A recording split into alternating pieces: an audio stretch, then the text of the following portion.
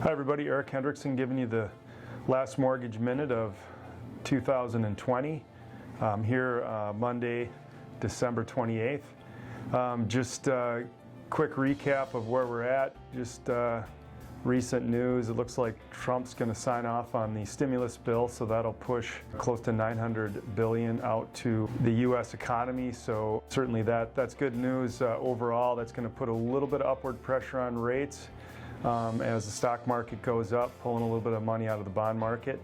However, really everything's kind of waiting and watching. The Georgia Senate runoff elections are really going to be the true market movers here. Those elections are slated to come up here in early January, so stay tuned for that. Certainly if the Republicans win and we have a divided Congress, that'll certainly bode well for prospects of more stable rates throughout 2021.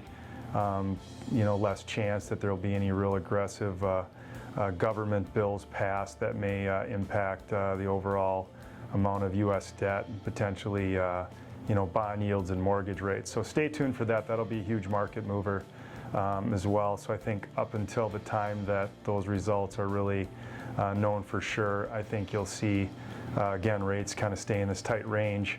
Really other things, the vaccine continues to be distributed, so as long as that continues to go smoothly, as that's out there and the economy start to reopen, certainly that'll bode well for the economy and could put a little bit of upward pressure on rates. Another thing to look at too is really mortgage rates in general. Probably could be a little bit lower than they are now, except for the fact that mortgage bankers only have so much capacity to process loans through the pipeline.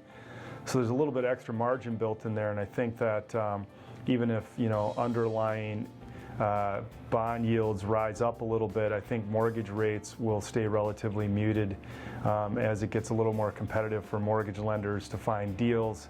They'll go a little bit thinner margin, which will offset certainly part of the rise in potential bond yields. So that's the update. So it's been a pretty crazy 2020. I feel like it's a decade worth of news and just twists and turns in our mortgage banking world, but just thankful that we're still here, still able to operate, and I really appreciate everybody's business and support this past year, so thank you for that.